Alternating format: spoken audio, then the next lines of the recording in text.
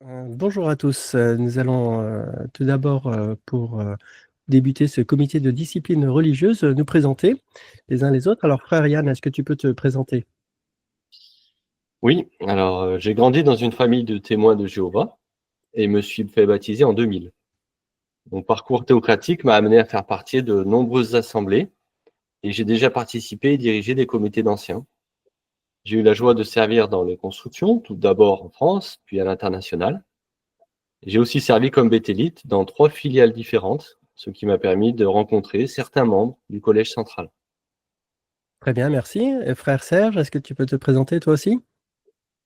Oui, avec plaisir. Je suis témoin de Jéhovah depuis 1992 et j'ai été nommé ancien en 2005. J'ai dirigé aussi des comités des disciplines religieuses, des CDR en sigle, et ce sont en fait les réunions durant lesquelles l'on traite des problèmes liés aux péchés graves commis par certains membres de l'Assemblée de façon volontaire, délibérée et souvent répétée. Cela exige donc une attention particulière en vue de pouvoir aider la personne, ce qui se termine souvent avec cet objectif-là. J'ai aussi servi comme pionnier permanent de nombreuses années dans les pays ou territoires où notre œuvre chrétienne d'évangélisation est interdite officiellement, ce qui m'a conduit à collaborer de près avec des surveillants de circonscription que j'accompagnais sur des missions parfois risquées en vue d'aider des frères isolés ou en danger. Très bien, merci. Donc pour ma part, frère Mess, je suis baptisé depuis 1985 et j'ai été nommé ancien en 1998, donc j'ai eu l'occasion de diriger des comités de discipline religieuse. Alors nous commencerons cette réunion par une prière. Serge, est-ce que tu veux bien la prononcer, s'il te plaît? Oui, prions Jéhovah. Souverain Seigneur Jéhovah, nous te louons, te remercions pour nous avoir donné l'occasion de nous réunir ici en comité des disciplines religieuses en vue de pouvoir parler de ta parole et surtout de rendre la justice telle qu'établie par les écrits. Souverain Seigneur Jéhovah, que ton Esprit Saint nous dirige, nous accompagne, afin que nous puissions, dans l'esprit d'aider et de trouver l'harmonie et l'unité de l'Assemblée, nous accompagner de ton Esprit Saint et de la sagesse qui nous sera donnée afin de rendre ce qui est juste. En réalité, Père, nous ne sommes que de simples instruments, c'est toi qui rends justice. Puisses-tu la rendre en faveur de tes brebis, à la gloire de ton nom, tout cela au nom de Jésus-Christ notre Seigneur. Amen. Alors en tant qu'anciens, nous avons suivi les instructions du livre Prenez soin du troupeau de Dieu, dont le sigle est SFL, et là ça sera donc, je vais citer le SFL chapitre 12, point numéro 1. Quand ils apprennent qu'une faute grave a été commise, les anciens doivent agir sans tarder, afin de protéger l'assemblée et de venir en aide aux transgresseurs, selon le Jude verset 4. Si les anciens négligeaient de traiter de telles affaires, cela pourrait freiner l'action de l'Esprit Saint de Jéhovah sur l'assemblée. Les anciens doivent tout d'abord s'assurer que la faute est établie et suffisamment grave pour justifier la formation d'un comité de discipline religieuse. Depuis les faits qui se sont déroulés en 2021, quand le Collège central a poussé les témoins de Jéhovah du monde entier à se faire vacciner, et que cela a conduit à la mort de certains d'entre eux, nous avons écrit individuellement aux membres du Collège central pour les avertir. Nous avons mis du temps à réunir un comité d'au moins 3 anciens, tellement les anciens étaient dans la sidération et qu'il a fallu s'organiser en dehors de la direction du Collège central. L'objectif de ce comité d'anciens est d'établir les péchés et d'aider les pécheurs à se repentir. Avec bienveillance, nous avons marqué un temps pour observer avec patience si ces frères pouvaient par eux-mêmes se rendre compte de la gravité de leurs actions et changer de conduite. Mais hélas, chacune de leurs nouvelles apparitions démontrait manifestement que nos frères continuaient à aller dans la mauvaise direction sans songer à se repentir de leurs fautes. Nous avons alors décidé de convoquer au mois de juin 2025, donc le mois dernier, chaque frère concerné par un courrier recommandé avec accusé de réception. Nous sommes donc certains qu'ils ont bien reçu ce courrier. Nous déplorons qu'aucun d'entre eux n'ait fait l'effort d'honorer cette convocation qui portait sur les péchés suivants: conduite indigne et effrontée, SFL chapitre 12.16, mensonge malveillant et intentionnel, faux témoignage, SFL chapitre 12.22, escroquerie, SFL 12.24, homicide, SFL 12.38, Apostasie SFL 12.39.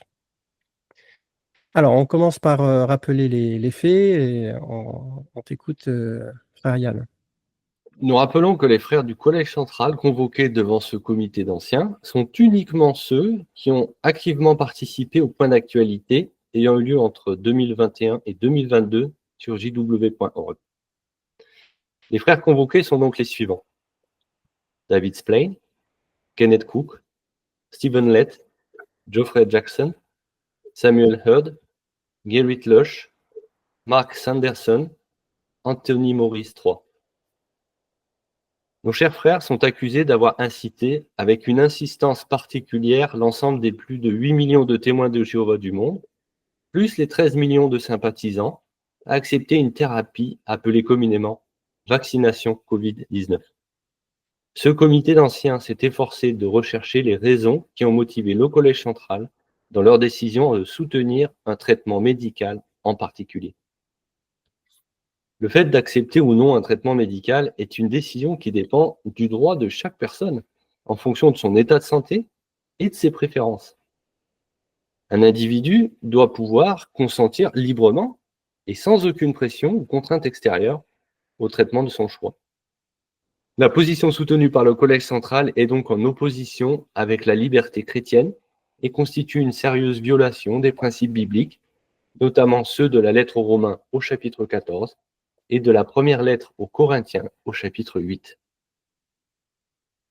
En plus de l'aspect moral déjà évoqué, les discours tenus par les frères accusés et convoqués à ce comité constituent une violation claire des lois humaines liées à l'exercice de la liberté individuelle des frères et sœurs. Par exemple, la résolution 2361, adoptée le 28 janvier 2021 par le Conseil de l'Europe, et qui stipule aux articles 7.3.1 et 7.3.2 que la vaccination ne devra pas être obligatoire et que personne ne devra subir de pression politique, sociale ou autre pour se faire vacciner, s'il ou elle ne souhaite pas le faire personnellement. Personne ne devra être victime de discrimination pour ne pas avoir été vacciné en raison des risques potentiels pour la santé ou pour ne pas vouloir se faire vacciner. Fin de citation. Puisqu'ils ont incité toute la communauté des témoins de Jéhovah à se faire injecter par ces produits médicaux expérimentaux, le pire a été atteint lorsque les conséquences inévitablement dramatiques se sont manifestées, c'est-à-dire des effets indésirables conduisant à des maladies et à des fatalités mortelles. Cela a eu lieu à un moment où beaucoup de compagnons ne voulaient pas se faire piquer. Jusqu'à aujourd'hui, en 2025, nos frères encore membres du Collège central continuent d'inciter à ces prises d'injection. Le contenu de nos publications, comme Examinons les Écritures chaque jour, la tour de garde ou nos réunions en 2025 le démontrent. Par exemple, lors de la réunion Vie chrétienne et ministère de la semaine du 3 au 9 mars 2025, sous le thème Montrons notre confiance dans l'organisation de Jéhovah, point actualité numéro 9 du Collège central 2021, nous isolons 2 citations de l'exposé de frère David Splane. Est-ce que je suis convaincu que Jéhovah rend ses serviteurs perspicaces pour qu'ils restent dans le pays des vivants, comme dit le psaume? Deuxième citation. Jéhovah permettrait-il que le Collège central et ses assistants, les missionnaires, l'immense majorité des béthélites et d'autres serviteurs à plein temps suivent des mesures de protection ou reçoivent un vaccin si c'était dangereux pour eux? On se souvient de ces différentes interventions de frère Splane. Très bien. Frère Serge? Au regard de la gravité des faits et de leurs conséquences sur la santé des frères, sur leur vie, et que du fait de cela, il y a eu également l'unité chrétienne qui s'est brisée au sein des nombreuses assemblées dans le monde, de nombreux frères et sœurs se sont ainsi retrouvés divisés, ostracisés, excommuniés, vilipendés et mis de côté. Leurs appels à l'aide, à l'écoute, à la réconciliation et à la recherche de la paix n'ont manifestement pas été entendus.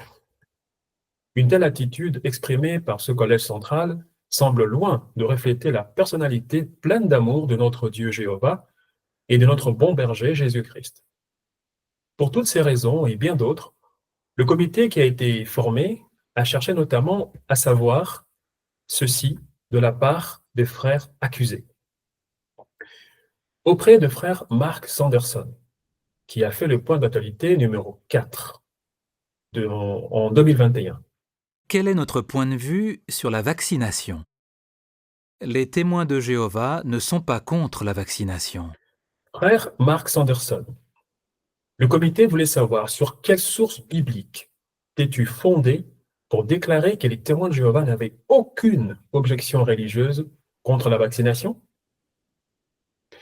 Frère Marc, en mentionnant que 50% des frères du Bethel s'étaient fait injecter, pourquoi n'a-t-il pas voulu garder une stricte neutralité en mentionnant expressement tout aussi bien les 50 autres pourcents qui n'ont pas voulu se faire vacciner? Auprès de frère Stephen Lett, qui a fait le point d'actualité numéro 8 de la même année 2020. Étant donné que nous avons cette information, nous voulons que vous sachiez ce que nous savons.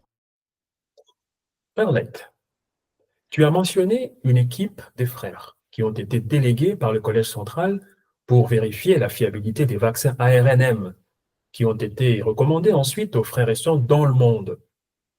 Le comité veut savoir qui sont ces frères et de quel service relèvent-ils au sein du Bethel ou d'ailleurs?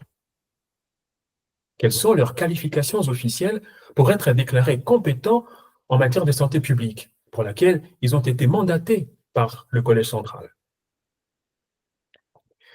Des 99% des frères vaccinés au sein de Bethel, comment pourrions-nous savoir, frère Lett, en toute transparence, combien l'ont été par volonté et conviction personnelle et combien l'ont été par contrainte?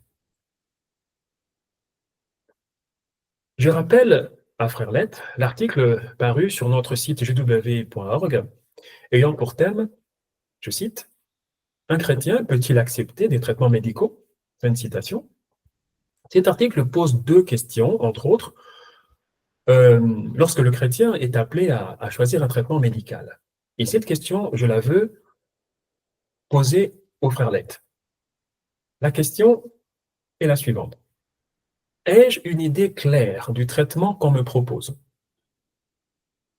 Et le conseil dit, je cite, « La Bible conseille de rechercher des informations sérieuses plutôt que de croire tout ce qu'on dit. » Le texte de Proverbes, chapitre 14, verset 15 est cité. Deuxième point de l'article, lié à la question, devrais-je demander un deuxième ou un troisième avis médical? Le commentaire sur la question dit, il est peut-être utile de consulter beaucoup de conseillers, surtout si vous avez un grave problème de santé. Proverbes, chapitre 15, verset 22 est cité. Eh bien, ceci fait partie, frère Lett, des enseignements de sagesse que vous nous avez toujours transmis jusque-là. Frère Lett, t'es-tu assuré, au regard de ces points, en ayant une idée claire de ce que tu proposais à tes frères avec cette vaccination? Savais-tu que ces vaccins contenaient des cellules d'embryon des bébés humains avortés? Qu'il s'y trouvait dans ces vaccins de la luciférase? Que la société Moderna parlait de ces vaccins non pas tant comme des produits médicaux, mais plutôt comme des dispositifs électroniques de taille nanométrique? Frère Lett, en recommandant aux frères et sœurs à plein temps de se faire injecter sous peine de ne plus recevoir des privilèges ou subir d'autres traitements injustes du genre, leur laissiez-vous sincèrement l'opportunité de respecter le point 2 de cet article, à savoir conseiller, prendre des conseils à travers une multitude de personnes avant de se décider? Rendez-vous compte que vous leur faisiez violer le principe biblique contenu en Proverbe 15, 22, également évoqué dans cet article? Est-ce que le comité peut avoir librement accès auprès de ses frères et sœurs et permettre à chacun d'eux de nous faire part de leurs témoignages via des emails que nous pourrions mettre à leur disposition? Quels ont été les faits qu'ils ont récoltés pour évoquer favorablement ces injections et recommander ces produits? Le comité veut également savoir, frère Lettre, pouvons-nous avoir accès au contenu des documents qu'ils ont ainsi consultés? Pouvons-nous savoir en détail auprès de quels services de l'État américain ou organisations internationales ils ont récolté leurs informations? Nous sommes conscients qu'il ne s'agit pas là d'une étude scientifique, mais nous pouvons vous transmettre ce que nos frères ont observé. Quand tu reconnais que le rapport des frères envoyé pour se renseigner sur ces vaccins n'est pas une référence scientifique, qu'est-ce que c'est alors? Et pourquoi le Collège central présente aux 8 millions de témoins de Jéhovah une étude non scientifique à titre de modèle, alors que la gravité de la situation exigeait de se tourner vers des études scientifiques les plus abouties? Comment aurait réagi le Collège central si un frère ou une sœur dans l'Assemblée vous avait recommandé de prendre un médicament sur base de ses propres observations et ses propres conclusions non scientifiques? L'auriez-vous pris au sérieux? As-tu, frère Lect, conscience qu'en demandant aux frères d'appliquer Romains 13, qui encourage les chrétiens à la soumission aux autorités gouvernementales de ce monde, tu leur demandais en réalité de se conformer aux politiques publiques des vaccinations forcées, qui dans beaucoup de pays étaient en réalité des lois illégales, car prises en violation de la constitution même du pays?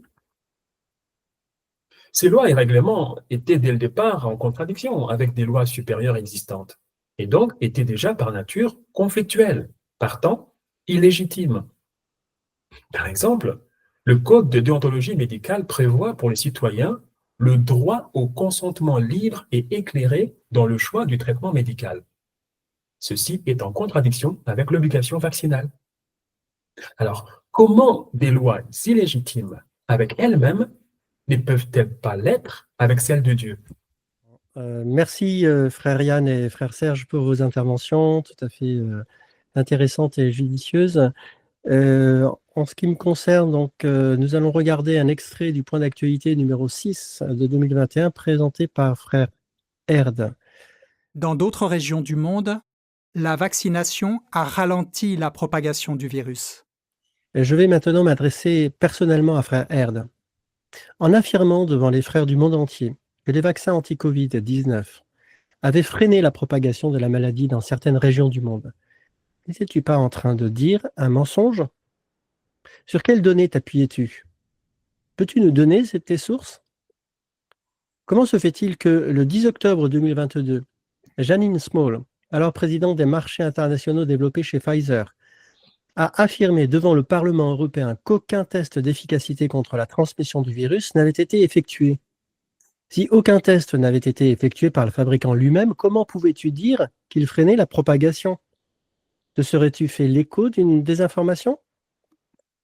Le SFL dit au chapitre 12 et au point 22, mensonge malveillant et intentionnel, faux témoignage.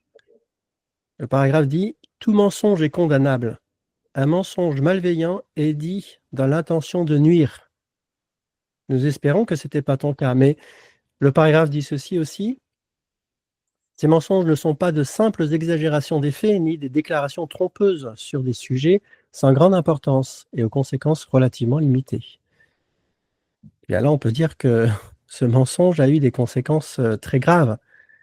Et le paragraphe du SFL cite Proverbes chapitre 6, versets 16 et 19, qui dit ceci, « Il y a 6 choses haïes par Jéhovah, oui, 7 choses qu'il déteste, un faux témoin qui ment comme il respire, et quiconque sème des disputes entre frères. » De toute évidence, frère Herd, tu as menti comme tu respirais, c'est-à-dire tout naturellement, sans être gêné, et les conséquences de ce mensonge ont amené des disputes entre frères. Des frères se sont mis à critiquer les autres, certains n'acceptaient pas de recevoir chez eux d'autres frères, certains ont été blessés, d'autres sont morts. Écoutons un autre extrait de la vidéo de frère Herd. Nous faisons notre maximum pour aider les béthélites et les autres serviteurs spéciaux à plein temps à se faire vacciner s'ils le désirent. En disant que le Collège central fait tout ce qu'il peut pour mettre des vaccins à la disposition des béthélites, penses-tu que tu restais neutre? Tu venais de dire un mensonge, que le vaccin était efficace alors qu'il ne l'était pas. Et maintenant, tu dis au sujet des bétélites, s'ils le désirent, comme pour faire croire que tu les laisses libres. Mais comment veux-tu qu'ils fassent leur choix en leur âme et conscience si tu leur mens juste avant? Le SFL chapitre 12.16 dit ceci: conduite indigne et effrontée. Le mot grec traduit par conduite indigne et effrontée est azégéia. Et il désigne des actes qui reflètent un état d'esprit marqué par l'irrespect, par le mépris pour les normes morales de Dieu. Frère Herd, tu ne respectes pas les bétélites parce que tu les forces de façon détournée et sans honte à accepter un produit que certains n'auraient jamais pris autrement. Donc tu as vraiment fait preuve d'une conduite indigne et effrontée. Et le verset biblique qui est cité dans le SFL, c'est Éphésiens chapitre 4, verset 19, qui dit « Ayant perdu tout sens moral, ils se sont livrés à une conduite indigne et effrontée pour pratiquer avec avidité toutes sortes d'impuretés. » Oui, frère Herd, tu as perdu ton sens moral. Chaque chrétien est libre de choisir la façon dont il se soigne. Chacun portera sa propre charge, comme le dit un autre passage de la Bible. Et cela a mené à toutes sortes d'impuretés. Il n'y a qu'à voir les témoignages des frères et sœurs du monde entier, blessés psychologiquement ou physiquement, pour s'en rendre compte. J'en cite un parmi tant d'autres. Voici ce que disait un de nos frères de 78 ans, baptisé il y a 55 ans, et qui habite en Caroline du Nord, aux États-Unis. Il le disait donc le 21 juin 2024. Nous regardons nos frères souffrir à cause du vaccin. Notre famille n'a eu aucun effet indésirable du vaccin parce que nous ne l'avons pas pris. Mais nous avons dû voir nos amis mourir de crise cardiaque, d'accidents vasculaires cérébraux, de myocardite, de turbocancer. La liste des effets indésirables est trop longue pour être énumérée. Il ne fait aucun doute que le Collège central est responsable d'une dette de sang devant notre grand Créateur, Jéhovah Dieu. Rappelez-vous les paroles de Paul à la congrégation de Thessalonique. L'apostasie doit venir en premier avant le retour du Christ. Frères, sœurs, nous y sommes. Méfiez-vous de toute autre recommandation qui sort de leur bouche.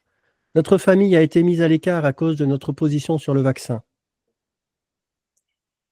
Fin de citation. Il s'agit du témoignage de notre frère, fidèle depuis 55 ans. Et il n'est pas le seul, et il y en a des dizaines comme celui-là. Nous pouvons maintenant regarder un extrait du point d'actualité numéro 7 de 2021 présenté par frère Lush. Cela me rappelle l'exemple biblique de Naaman. Par le moyen d'un messager, le prophète Élisée a dit à Naaman qu'il guérirait de sa lèpre s'il se baignait 7 fois dans le Jourdain. Comment Naaman a-t-il réagi?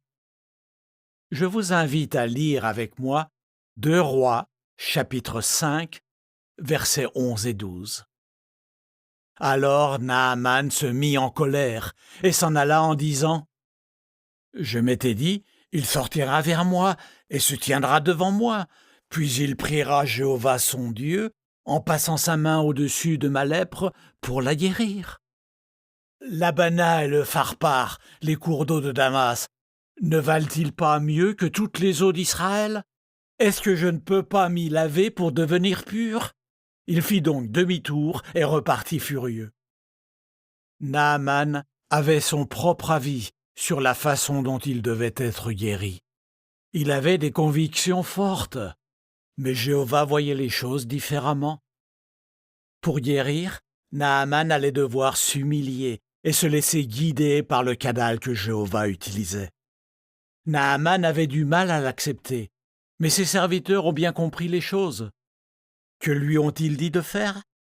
Et quel a été le résultat? Lisons les versets 13 et 14. Ses serviteurs allèrent le voir et lui dirent « Seigneur, si le prophète t'avait demandé de faire une chose difficile, tu l'aurais écouté, n'est-ce pas? Alors, pourquoi ne pas l'écouter, puisqu'il t'a simplement dit « Lave-toi et sois pur » ? Naaman descendit donc dans le Jourdain et se plongea 7 fois, comme l'homme du vrai Dieu l'avait demandé. Alors sa chair redevint comme la chair d'un petit garçon, et il devint pur. Quel enseignement tirons-nous? Comme Naaman, Nous pouvons avoir un peu de mal à accepter certaines choses, surtout si nous avons une conviction forte. Mais une chose est sûre, si nous suivons l'orientation donnée par le canal que Jéhovah utilise, nous serons bénis, et plus important encore, nous resterons unis. Frère Lush, tu as pris l'exemple de Naaman dans l'objectif de nous convaincre qu'il est bon pour nous de prendre le vaccin anti-Covid-19, qui devait nous guérir et nous faire retrouver la chair d'un petit garçon. Penses-tu que la sœur de mon groupe de prédication, pionnière permanente, qui t'a fait confiance plutôt que de suivre sa conscience, qui lui disait que ce produit n'était pas bon pour elle, et qui a souffert d'une maladie rare après chaque dose de vaccin pour enfin mourir après sa dernière dose, t'es reconnaissante? Que dis-tu à sa famille maintenant? Le SFL chapitre 12, le point 24 dit ceci. Escroquerie, calomnie. Escroquer, c'est tromper volontairement, utiliser une ruse ou déformer la vérité pour inciter quelqu'un à se défaire d'un bien précieux qui lui appartient. Par conséquent, tu as déformé la vérité en incitant les 8 millions de témoins de Jéhovah du monde entier à prendre un produit qui allait conduire à la mort pour une partie d'entre eux. C'est de l'escroquerie. Tu as volé la santé de tes frères et sœurs. De plus, tu l'as fait en bande organisée avec tous les autres membres du Collège central. Le SFL, au chapitre 12, le point 38, dit ceci. Homicide. On n'est pas coupable d'avoir versé le sang uniquement quand on tue volontairement quelqu'un. On pourrait aussi être coupable d'avoir versé le sang si on provoquait la mort de quelqu'un par négligence. Est-ce que tu l'as fait par négligence? Nous l'espérons. Mais ta négligence dans le fait de ne pas suivre les principes chrétiens contenus par exemple dans la tour de garde du 15 septembre 2015 aux pages 8 à 12 te rend coupable d'avoir versé le sang en provoquant la mort de tes frères et sœurs. Voici ce que dit la tour de garde. Ni un bureau de la filiale, ni les anciens d'une congrégation ne sont habilités à dicter à un témoin quelle décision prendre en matière de soins médicaux, même si ce dernier demande ce qu'il doit faire. Donc, tu as enfreint un principe que vous, en tant que collège central, vous aviez vous-même donné quelques années auparavant. C'est un péché grave. Tu as du sang sur les mains. Alors, Frère Ryan, tu veux intervenir maintenant? Oui. Maintenant, je vous propose de regarder 2 extraits du point d'actualité numéro 9 du Collège central 2021, présenté par Frère Splain. Bon, on sait qu'il se soucie de notre bien-être spirituel, mais qu'en est-il de notre bien-être physique, notre santé? Est-ce qu'il s'en soucie? Et dans ce cas-là, comment s'y prend-il pour nous donner de bons conseils, même dans ce domaine? Pour répondre, réfléchissons à la promesse que Jéhovah fait en Psaume 32, verset 8. On connaît ce verset, mais on va l'analyser sous un angle particulier. Donc Psaume 32, verset 8.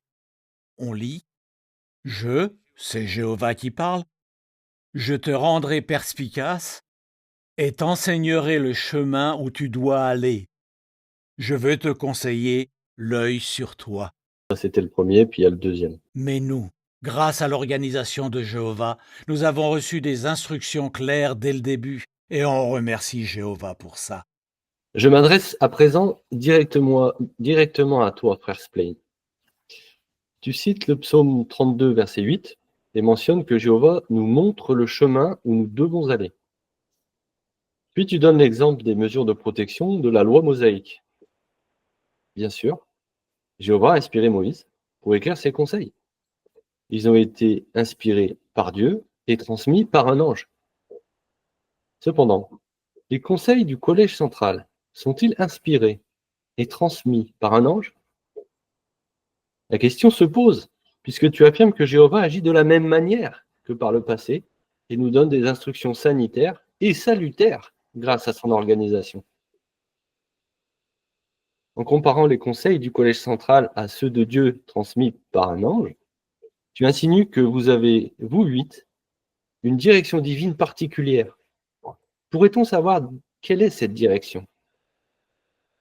Le raisonnement que tu construis est clairement faux et contraire à ce que nous croyons et disons dans nos publications. Prenons par exemple La tour de garde de février 2017, page 26, paragraphe 12. Il est dit « Le Collège central n'est ni inspiré ni infaillible. Il peut donc se tromper sur des questions doctrinales ou d'organisation. Bien sûr, Jésus ne nous a pas dit que son esclave fidèle produirait une nourriture spirituelle parfaite. » Fin de citation. Pourquoi ne fais-tu pas preuve de modestie en rappelant cette information? Aussi, pourquoi ne pas rappeler l'histoire et expliquer que jusqu'aux années 1930, l'esclave fidèle et avisé était anti-vax? Affirmes-tu que la valeur des conseils du Collège central est équivalente à celle de Moïse? Parce que si la direction du Collège central est divine, nous devrions tous nous réjouir de celle-ci et en profiter pour rester au pays des vivants, n'est-ce pas? Pourtant, David, considère les propos collectés le 21 février 2024 d'un compagnon de 49 ans qui habite à Helena, aux États-Unis. Cette personne a donné ce titre. Entièrement vacciné, a contracté le Covid et est décédé. Au début, ma tante et mon oncle étaient contre le vaccin. Mais après des pressions constantes de la part du Collège central, ils ont pensé, comme cela était sous-entendu, qu'ils ne l'auraient pas recommandé s'ils n'étaient pas sûrs. Ils ont donc tous deux reçu 2 doses. Ils ont donc tous les deux attrapé le Covid-19. Mon oncle a pris de l'ivermectine et a présenté des symptômes très légers. Ma tante a refusé de prendre de l'ivermectine. Elle avait du mal à respirer, elle a fini à l'hôpital, a reçu du remdesivir et est décédée dans les 10 heures qui ont suivi. 6 mois plus tard, mon oncle a eu une grave crise cardiaque. On lui a posé 4 stents et un stimulateur cardiaque. Il regrette profondément qu'il se soit fait vacciner et ne comprend pas pourquoi l'organisation l'a recommandé. Fin de citation. Que ressens-tu dans ton cœur lorsque tu entends de tels témoignages, David? Quand tu affirmes que Dieu désire que son peuple reste au pays des vivants et qu'en même temps tu déclares que Dieu ne permettrait pas que nous prenions des vaccins Covid qui peuvent nous nuire. Comment maintenant expliques-tu que des frères et sœurs sont tout de même morts de ce vaccin? Que ressens-tu pour ceux qui sont blessés, handicapés suite à ce vaccin, ou de ceux qui ont contracté des maladies auto-immunes, turbocancer, saignements, paralysie, troubles nerveux, maladies cardio, des amputations et d'autres calamités causées par ces injections? Comprends-tu qu'en plaçant tes paroles à la hauteur de celles inspirées de Jéhovah, tu pèches contre lui par blasphème? Tu places la volonté de la déesse grecque de la médecine Hygie à la place de la volonté de Jéhovah. En utilisant ta figure d'autorité morale, tu deviens coupable d'homicide contre tes propres frères. Tu utilises Moïse dans ton discours, donc j'utiliserai aussi ce même prophète pour te reprendre. On trouve ces versets dans ce qu'on appelle les 10 commandements. Exode 27. Tu ne dois pas utiliser le nom de Jéhovah ton Dieu de manière indigne, car Jéhovah ne laissera pas impuni celui qui utilisera son nom de manière indigne. Et Exode 23. Tu ne dois pas assassiner. Vous 8 avez fait usage de manière inappropriée du nom de Dieu pour pousser les amis à faire ce que vous vouliez, c'est-à-dire accepter une technologie pharmaceutique circulant et fonctionnant dans leur corps. Tu as tourné le dos au Créateur en plaçant ta confiance dans les hommes plutôt qu'au Créateur lui-même. C'est l'idée de Psaume 146.3. Ne mettez pas votre confiance dans les princes, ni dans un fils d'homme qui est incapable de sauver. Et c'est aussi l'idée de Jérémie 17.5. Voici ce que dit Jéhovah. Maudit est l'homme qui fait confiance à de simples humains, qui compte sur la force humaine et dont le cœur se détourne de Jéhovah. En rendant ainsi le créateur du corps humain partie soutenant ces produits expérimentaux, ne crois-tu pas qu'au résultat des souffrances que ces vaccins provoquent, que les gens en viennent à blâmer Dieu comme responsable direct de leur malheur? Comment pourrait-il concilier ceci avec l'enseignement disant que Dieu ne cause pas les souffrances aux humains? Le livre Prenez soin du troupeau de Dieu, SFL chapitre 12.39 dit ceci, sous l'entrée apostasie. L'apostasie consiste à s'éloigner du vrai culte, à déserter, à passer à l'ennemi, à se rebeller, à abandonner. Tu as abandonné les enseignements fondamentaux des Écritures pour promouvoir tes idées personnelles, et pire, tu les as habilement taillées pour les attribuer à Jéhovah. En ignorant les enseignements bibliques et en refusant obstinément la correction, tu te trouves dans ce que la Bible appelle l'apostasie. Le même livre, au même point 39, le sous-point 3, toujours sous apostasie, dit ceci.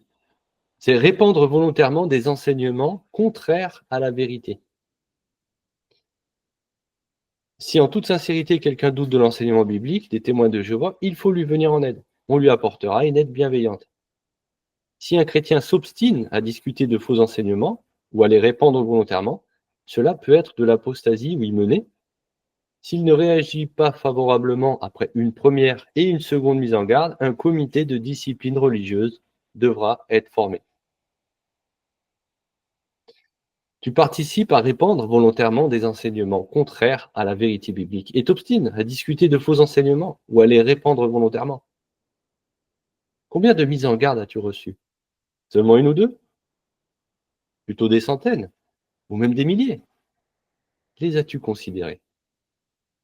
Le comité comprend que non, puisque jusqu'à ce jour, tu ne t'es pas retourné. Tu es donc un blasphémateur, un rebelle et un opposant aux yeux de Dieu. En bref, un apostat. De plus, tes conseils ont été la cause de maladies et de morts parmi notre peuple.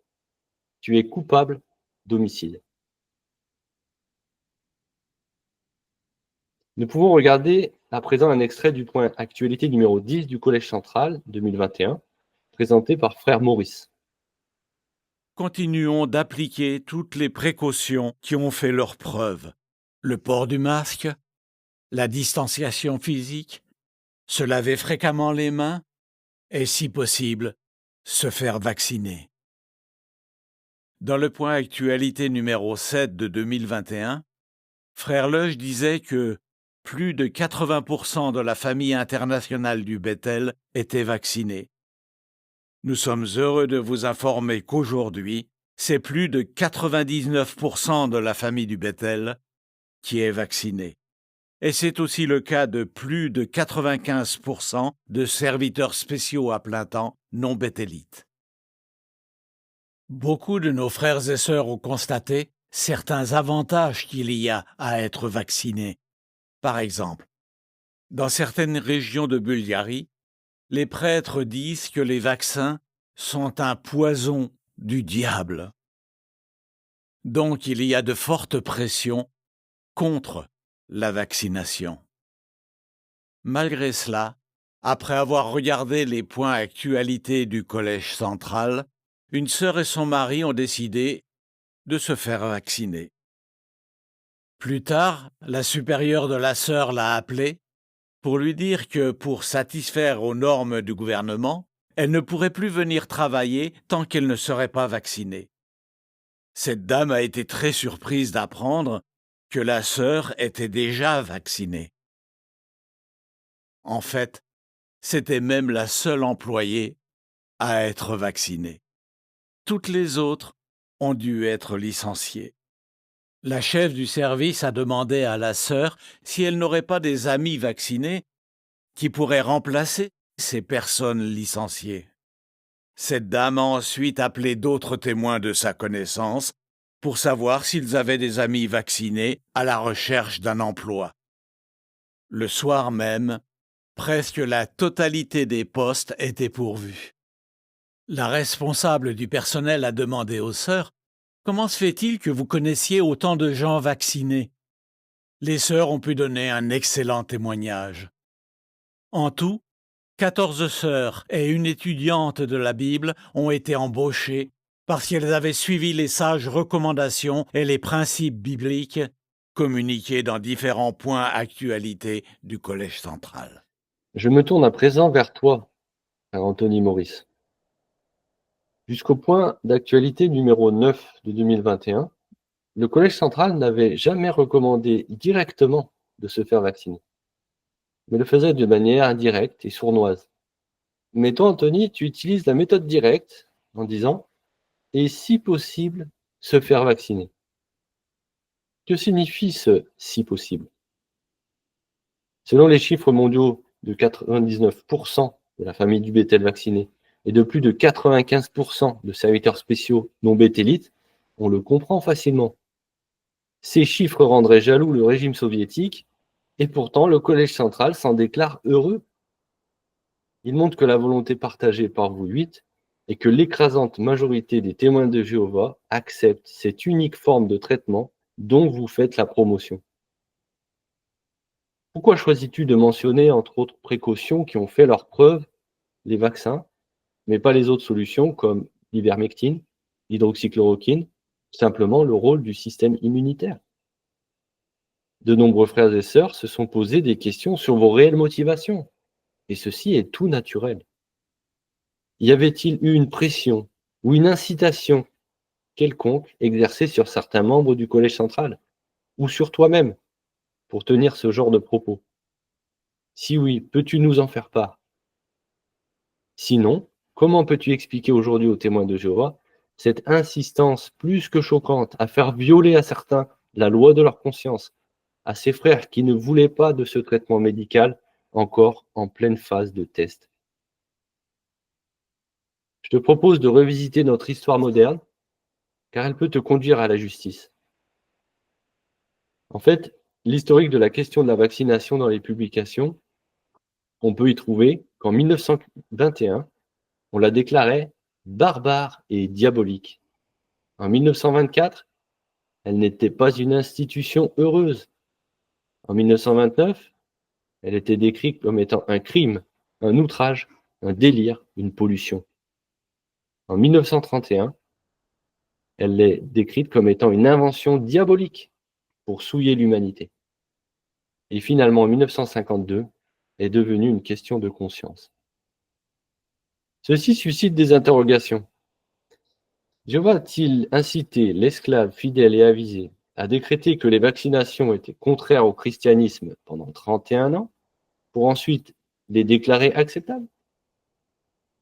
Pour ceux qui parmi nous sont habitués à admettre sans réfléchir tout ce qui vient de l'organisation comme une nourriture provenant directement de Jéhovah, cela a forcément entraîné des pertes en vie humaine. Qui porte la responsabilité des décès? Les victimes en premier lieu, et toi aussi, Anthony, puisqu'en tant que frère en vue, tu as favorisé une thérapeutique en particulier, à savoir la vaccination. Lorsque tu parles de la Bulgarie en pointant du doigt la position de chef religieux, pourquoi ne rappelles-tu pas notre propre histoire concernant la question vaccinale? L'esclave fidèle et avisé disait lui aussi la même chose.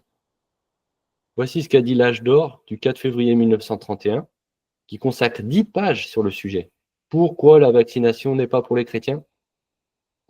À la page 295, on trouve ceci. De toutes les inventions qui ont été imposées à l'humanité pour la souiller, la plus subtilement diabolique est celle de la vaccination. Tu t'es présomptueusement comporté à la manière exprimée par Jésus en Luc 6, 41. Pourquoi regardes-tu la paille qui est dans l'œil de ton frère, mais ne remarques-tu pas la poutre qui est dans ton œil à toi? La publicité positive que tu fais pour la vaccination motive beaucoup de compagnons à suivre ta conscience et à finalement accepter cette forme de traitement médical. Qu'est-ce qui t'empêche de rester neutre concernant les questions de santé? Est-ce que Jésus t'a demandé de faire de la réclame pour Big Pharma? Est-ce que Jésus t'a demandé de chercher à remplacer la conscience de chacun? Comment prétendre que tu restes neutre en donnant ces deux exemples utilisés dans ton discours, à savoir, premièrement, celui de la sœur et de son mari indécis, et qui a finalement choisi la solution préconisée par la conscience du Collège central, à savoir la vaccination.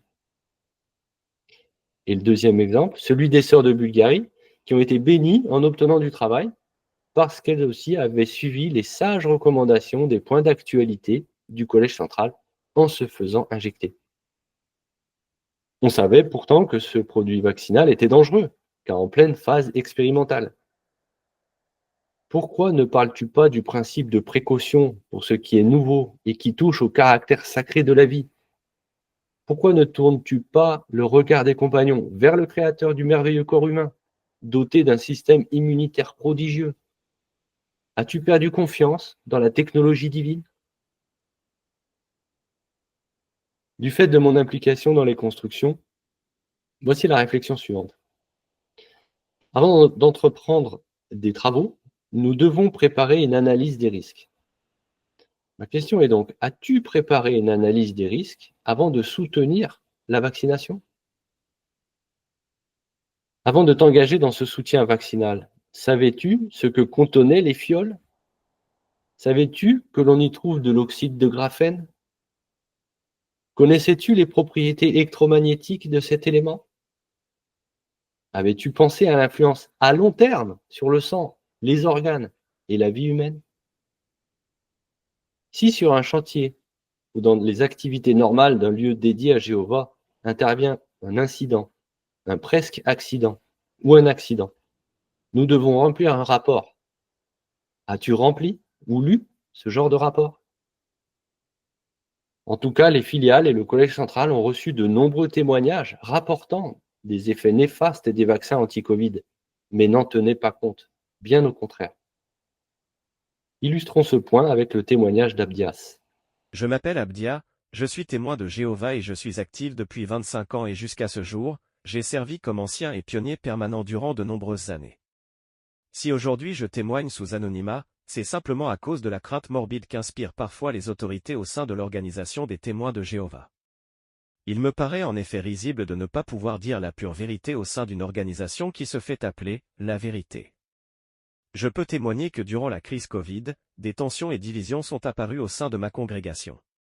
Certains se permettant, par Zoom, d'invectiver les frères et sœurs qui étaient réticents à la vaccination, les enjoignant à obéir à l'organisation et se faire vacciner. Je peux également témoigner d'une sœur de ma congrégation d'environ 35 ans qui ne voulait absolument pas se faire vacciner, mais qui, suite aux multiples pressions de l'organisation, discours, communication et puis le discours d'un ancien, encourageant à l'obéissance et à la vaccination, cela a été la goutte qui a fait déborder le vase, a finalement fini par céder et s'est faite vacciner. Rapidement, tout son corps s'est mis à dysfonctionner. Elle a dû payer l'équivalent de 5 ou 6 mois de salaire, et voyager dans le pays voisin pour se faire quantité d'examens médicaux.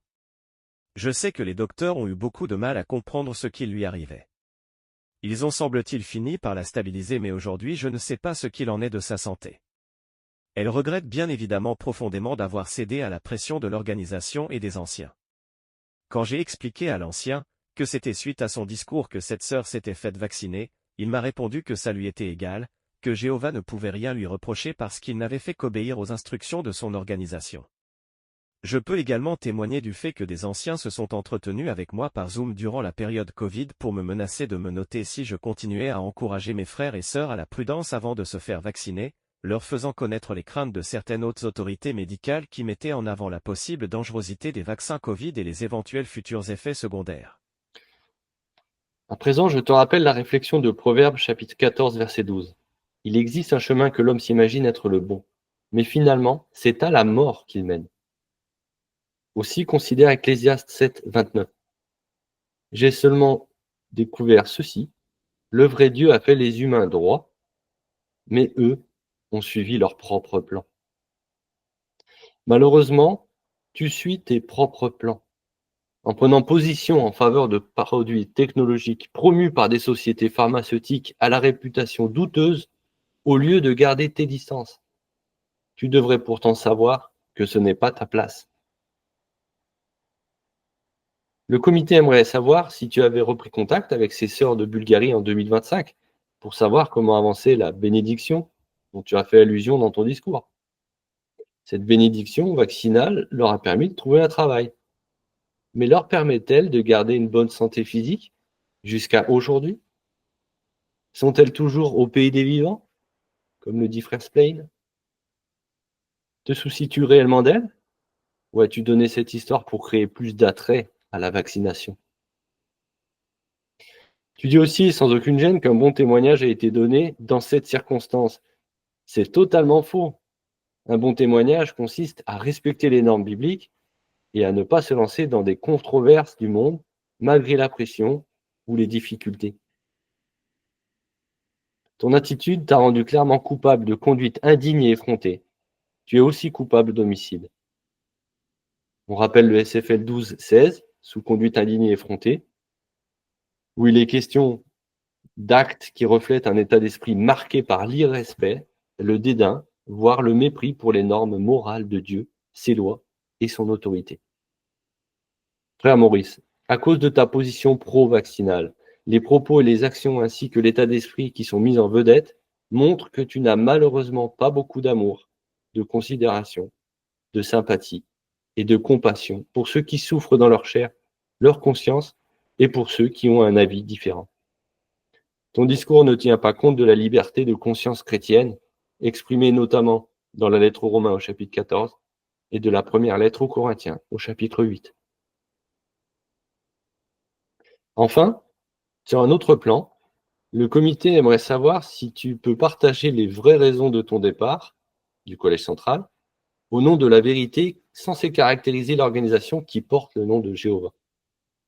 En effet, la Bible nous apprend beaucoup sur la cause du mécontentement de Dieu vis-à-vis de ses serviteurs, que ce soit des prophètes, des juges, des rois ou des apôtres.